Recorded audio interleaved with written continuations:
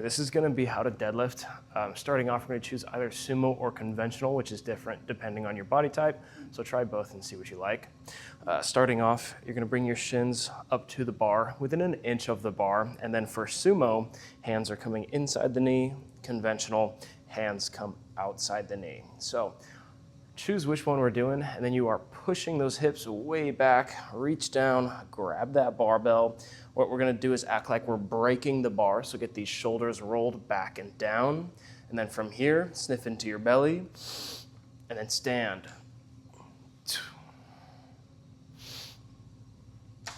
And congratulations, you've done your first deadlift. Now, let's get a little bit more into the nitty-gritty details. So if we take a look at our clock, right? We're facing 3 o'clock. We have 9, 8, 7, and 6. For a deadlift, we're typically pushing back towards about 8. So we're not coming straight up like an RDL, but we have a slight knee bend. So pushing the hips back and then slightly bend the knees as you reach down, grab your barbell, keep your spine neutral, and then stand.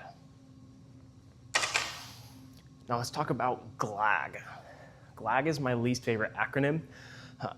What it stands for is grip, lats, abs, and glutes. So if you can have a solid grip, lats, abs, and glutes, you will have a good deadlift. So let's bring that over to the barbell. So come into your deadlift stance, go ahead and hinge, and we're gonna white knuckle that barbell. So there's our grip. Next up, lats. This muscle right here, that's that breaking the barbell, driving the shoulders down. So grip, lats, and then abs. We are sniffing in through our nose, packing the core, abs are on, and then squeezing the glutes. So grip, lats, abs, glutes, stand. All right, next up we're going over the wedge. The wedge is a little bit tricky, so what you're gonna do, come on over to your barbell. You're going to hinge, get real low. You're gonna want your forearms coming down as vertical as possible, or grabbing the barbell. And then what you're gonna notice is I'm kind of shifting my weight over the barbell right now. And when there's a bar in front of you, it's basically always pulling you forward. So the wedge is our way of shifting our weight backward. Okay? And I'll show you this again from a side view in just a sec, but what we're gonna do, hinge, grab that barbell, we're gonna do the GLAG, so grip, lats, abs, glutes, and then before we stand, we are slightly rocking back and then coming up. One more time. It's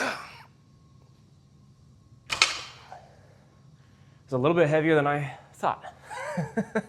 So when we're doing that wedge, we're not sitting into it. You know, you'll often see people grab the barbell and then they'll like take a seat, get their whole body coming up, and then they're basically just squatting out of it.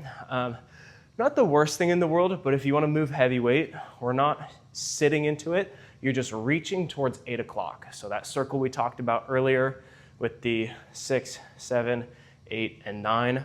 When you're in your wedge, and you start off by leaning forward. As you rock back, you're trying to touch 8 o'clock.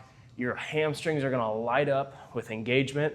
They're gonna be super strong and ready to go. And then, boom, lock out at the top. Here's the wedge from a side view. So like I said, we are coming down to the barbell and you're pretty much already shifted your weight over the barbell. I'm being a little bit dramatic, but it's just so you can see me.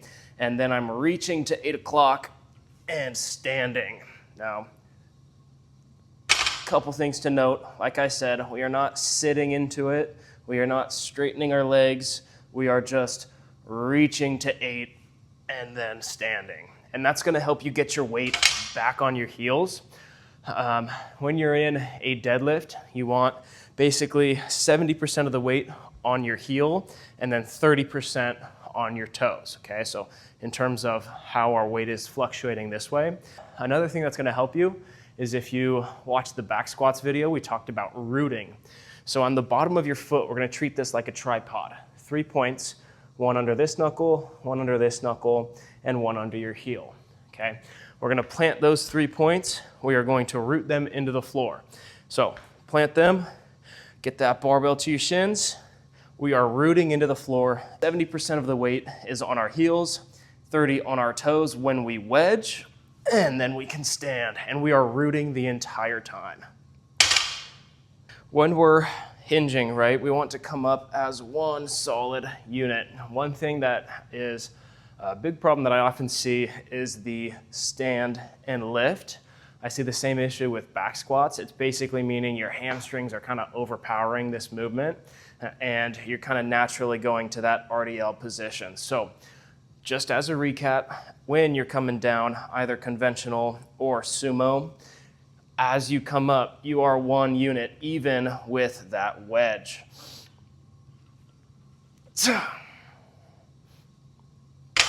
So practice that, come up as one unit. There's two more pieces I want to talk about. One is going to be your grip, and the next is going to be breathing. So when we're gripping, you're often going to see people do this, which is a switch grip.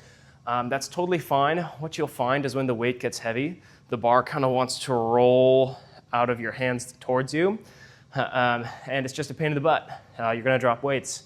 And obviously we don't really want to do that. So if you try that switch grip, it's going to allow you to lift heavier weight and make it so your grip is not your limiting factor. So one more time with conventional, we can switch grip.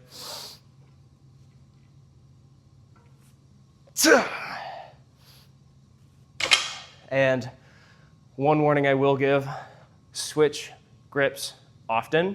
If you only do one side like this, it can cause imbalances. So if you switch grip, you're going to be fine. Just make sure you switch hands often, okay?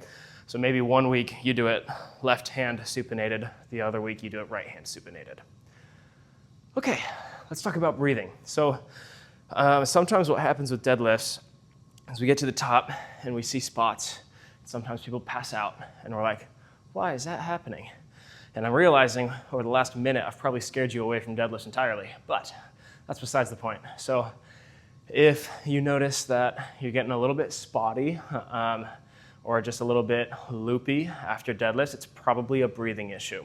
And for deadlifts specifically, for whatever reason, sometimes we take too much of a breath, okay? So if you're breathing in as much as you possibly can, and then you lift, and then you sit it down, and then you come out of it, you're gonna get a little loopy. So you kind of want to do an 80% breath, okay? So maybe something like, I still could breathe in a little bit more, but I'm not gonna force myself to.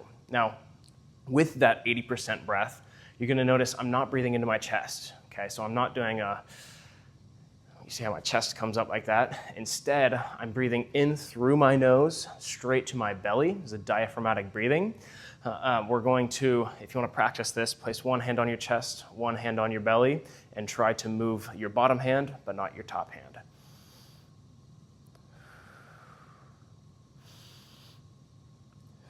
And when you do that, what you're doing is you are building pressure down here, and then as you come down, you are going to pack your core, and now all that air is compressed, okay? And then when you hear me do the hiss, that's me slowly exhaling, okay? And what that's gonna do is when you have to force the air out in that kind of method, it causes you to brace your core much, much harder than you would in just a regular breath. So I'm gonna go over what that looks like in your deadlift. I'm gonna do a quick sumo deadlift with the overhand grip. We're going to sniff in through the nose.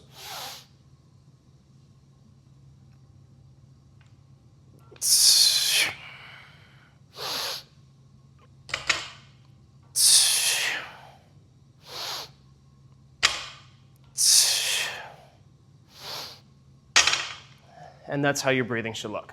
I have no loopiness, no spottiness, but if I were to exaggerate that inhale, I might have had some of that experience. So that's gonna wrap it up for deadlifts. Thank you for watching, and get out there, kill it.